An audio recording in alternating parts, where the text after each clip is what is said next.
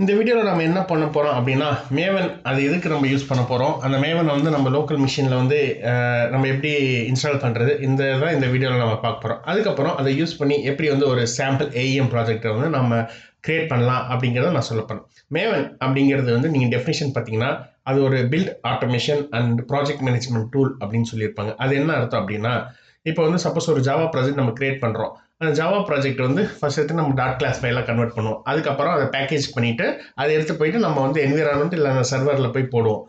இப்போ இந்த ப்ராசஸ்லாம் வந்து எல்லா டெவலப்பர்ஸுமே வந்து தனித்தனியாக இண்டிவிஜுவலாக பண்ணிட்டே இருப்பாங்க. இதை எப்படி நம்ம ஆட்டோமேட் பண்ணலாம், இந்த பில்ட் வந்து அப்படியே ஒரே கமாண்ட் எக்ஸிக்யூட் பண்ணால் அது அப்படியே வந்து டேரெக்டாக வந்து சர்வரில் எப்படி போக வைக்கலாம், இதுக்கு தான் இந்த மேவன் வந்து நம்ம யூஸ் பண்ணுறோம். இந்த மேவன் வந்து ஃபர்ஸ்ட் எப்படி இன்ஸ்டால் பண்ணுறது அப்படின்னு சொல்கிறேன். அதுக்கு முன்னாடி ஆர்கிடைப் அப்படின்ற ஒரு கான்செப்ட் பற்றி நம்ம இங்கே பேசி ஆகணும். ஆர்கிடைப் அப்படிங்கிறது ஒன்றுமே இல்லைங்க. இப்போ மேவன் வந்து ஏகப்பட்ட டைப் ஆஃப் ப்ராஜெக்ட்ஸ் நம்ம கிரியேட் பண்ணலாம். ஃபார் எக்ஸாம்பிள் வந்து ஒரு வெப் அப்ளிகேஷன் ப்ராஜெக்ட்டு, இல்லை ஒரு சிம்பிள் ஜாவா ப்ராஜெக்ட்டு, இல்லை ஒரு ஸ்ப்ரிங் ப்ராஜெக்ட், இந்த மாதிரி ஏகப்பட்ட ப்ராஜெக்ட் நம்ம கிரியேட் பண்ணலாம். இது எல்லாத்துக்குமே வந்து ஒரு ஸ்டாண்டர்ட் ஃபோல்டர் ஸ்ட்ரக்சர் அப்படின்றது இருக்கும்.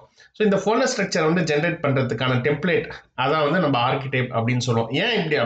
ஏன் வந்து நம்ம இந்த மாதிரி இதெல்லாம் ஃபாலோ பண்ணோம் அப்படின்னா, இப்போ வந்து சப்போஸ் வந்து எனக்கு ஜாவா கிளாஸ் இந்த ஃபோல்டர் ஸ்ட்ரக்சரில் இருக்கும். இதுலேருந்து நான் கம்பைல் பண்ண கிளாஸில் வந்து டாட் கிளாஸ் ஃபைலில் வந்து வேற ஒரு ஃபோல்டரில் இருக்கும். அதுக்கப்புறம் இதை தூக்கி நான் பேக்கேஜ் பண்ணது வந்து இன்னொரு ஃபோல்டரில் இருக்கும். ஸோ இந்த மாதிரி ஒரு ஆர்கனைஸ்டாக இருந்தால் தான் நாளைக்கு வந்து ஏதாவது ஒரு ப்ராப்ளம்னா நம்மளுக்கு ஈஸியாக வந்து இது பண்ண முடியும். இந்த ஆர்கனைஸ் ஸ்ட்ரக்சர் அதை கிரியேட் பண்ணுறதுக்கான டெம்ப்ளேட் தான் நம்ம ஆர்கிடைப் அப்படின்னு சொல்கிறோம். ஃபர்ஸ்ட் ஸ்டெப் ஆல் நம்ம ஏஎம் வந்து இந்த மேவன் வந்து எப்படி டவுன்லோட் பண்ணுறதுன்னு நான் சொல்கிறேன்.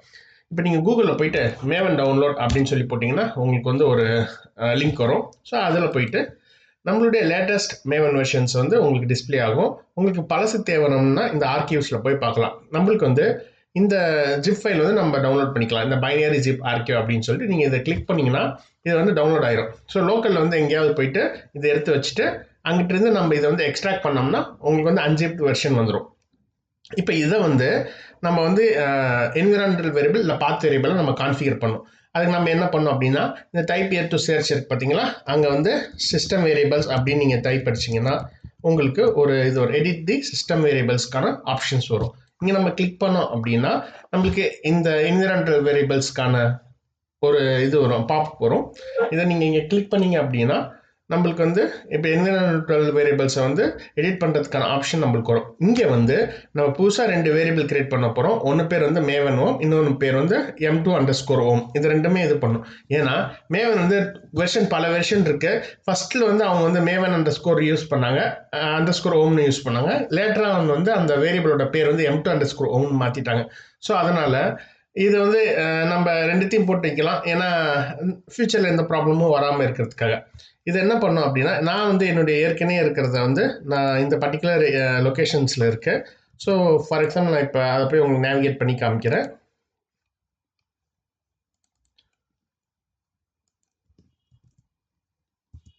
ஸோ இந்த ஃபோல்டர் ஸ்ட்ரக்சரில் இந்த பின்னுக்கு முன்னாடி இருக்கிற பாத் வரைக்கும் அதை எடுத்து போயிட்டு நம்ம m2_omலையோ இல்லைனா மேவன் _omலையும் போட்டுருவோம். இந்த பின்னோட இருக்கிற பாத்தை வந்து நம்ம பாத் வேரியபிள் ஆட் பண்ணிடுறோம். ஸோ இந்த வேரியபிள் வந்து பாத் வேரியபிளுக்கு நம்ம ஆட் பண்ணி விட்டுருவோம்.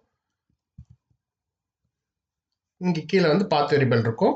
ஸோ இதில் வந்து நம்ம ஆட் பண்ணி விட்டுருவோம். இங்கே PATH அப்படின்னு இருக்கும். இங்கே போயிட்டு எடிட் கொடுத்தீங்கன்னா இங்கே கடைசியில் வந்து இந்த பின்னோட சேர்த்து இந்த பாத் வேரியபிளை நீங்கள் ஆட் பண்ணிடலாம்.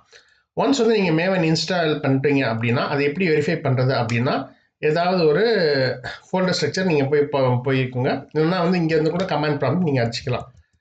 அடிச்சுட்டு இங்கே MVN வெர்ஷன் அப்படின்னு போட்டிங்கன்னா உங்களுக்கு சிஸ்டத்தில் இன்ஸ்டால் ஆகிருக்கிற மேவன் வெர்ஷனை பற்றி வந்து உங்களுக்கு இன்ஃபர்மேஷன் வரும்.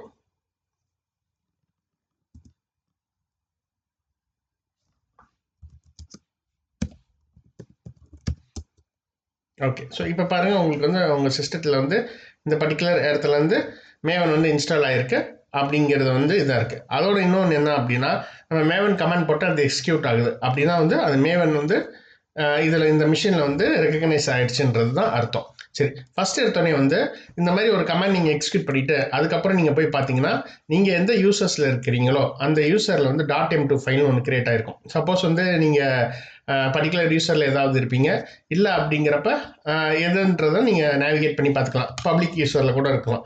அங்கே போயிட்டு இந்த .m2 ஃபைல் இருக்குது பார்த்தீங்களா, அதை நீங்கள் கிளிக் பண்ணோன்னே இங்கே வந்து ஒரு புது XML வந்து நீங்கள் ஆட் பண்ணுங்க. பை டிஃபால்ட்டாக இது இருக்காது. இது எங்கேருந்து காப்பி பண்ணுறீங்க அப்படின்னா, நம்ம வந்து பங்கஜ் கிட் அப்படின்னு சொல்லிட்டு ஒரு கிட்டப் ரெபாசிட்டரி போவோம். அங்கே வந்து ஏற்கனவே வந்து இது இருக்கு. இந்த பர்டிகுலர் வெப் இது வந்து நம்ம இருக்கு.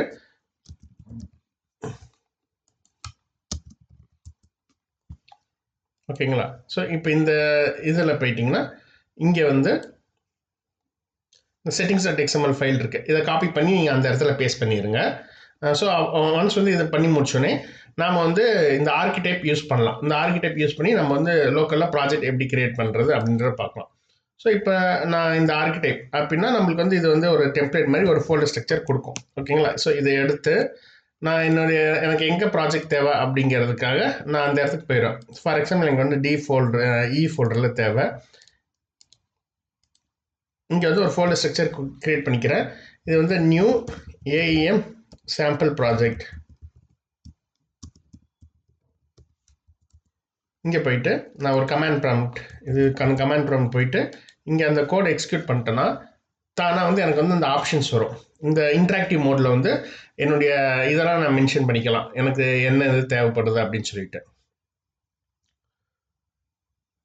இப்போ சப்போஸ் வந்து நான் வந்து ஒரு சாம்பிள் XYZ கம்பெனி நான் இது பண்ணுறேன் அப்படின்னா அந்த அதோடைய .com வந்து நான் ரிவர்ஸில் போடுவேன். இப்போ com.aemன்ற ஒரு கம்பெனிக்கு நான் பண்ணுறேன்னு வச்சுக்கோங்களேன், AEMனு போட்டுருவேன். ஆர்டிஃபேக்ட் ஐடிங்க நம்ம என்ன பர்டிகுலர் ப்ராஜெக்ட்னா ஒரு கம்பெனியில் ப்ராஜெக்ட் இருக்கும். இது வந்து டெமோ வெப்சைட் ப்ராஜெக்ட் நான் கொடுத்துக்கிறேன். இப்போ எப்படின்னா மற்றதுக்கெல்லாம் வந்து நீங்கள் பை டிஃபால்ட்டாக அது என்ன வேல்யூ வந்து அது அசைன் ஆகிருக்கோ அதுவாக கொடுத்துட்டீங்க அப்படின்னா உங்களுக்கு வந்து இது வந்து ப்ராஜெக்ட் ஸ்ட்ரக்சர் வந்து கிரியேட் பண்ணி கொடுத்துரும். ஓகேங்களா?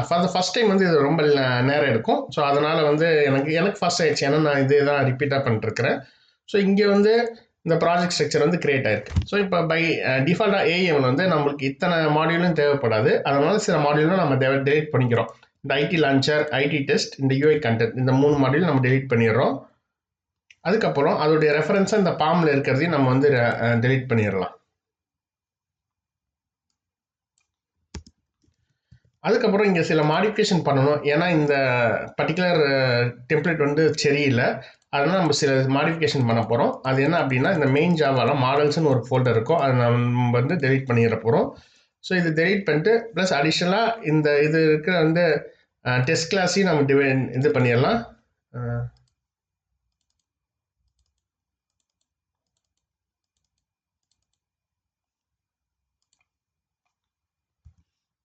ஓகே.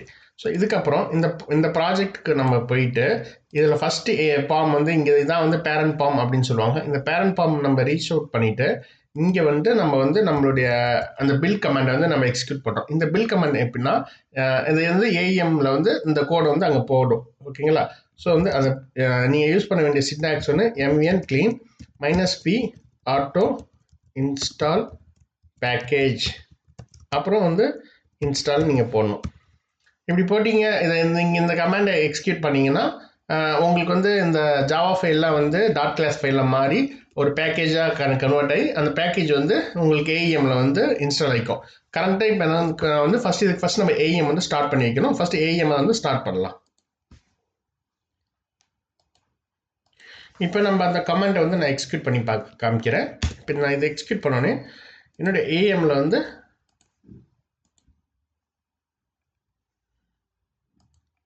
அந்த கமாண்ட் எக்ஸிக்யூட் பண்ண அப்படின்னா ப்ராஜெக்ட் வந்து ரன் ஆகிட்டு இருக்கு. சரி, ப்ராஜெக்ட் வந்து பில்ட் ஆகிட்டு இருக்கு. இப்போ CRX டிக் போகிறோம்னா இந்த பட்டன் அமைக்கிட்டு நம்ம CRX லைட்டுக்கு போய்க்கலாம்.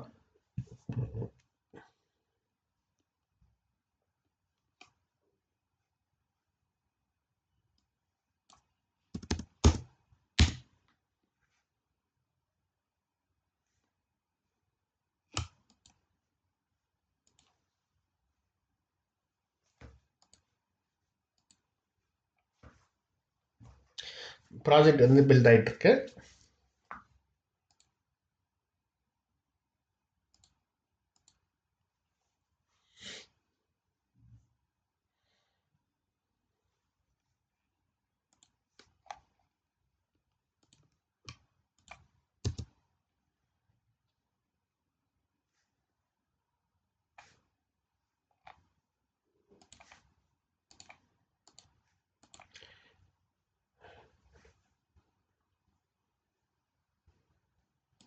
இங்கே பார்த்தீங்கன்னா டெமோ வெப்சைட் ப்ராஜெக்ட் இது வரைக்கும் இங்கே வரல. இப்போ நான் ரெஃப்ரெஷ் பண்ணோன்னே வரும் பாருங்கள்.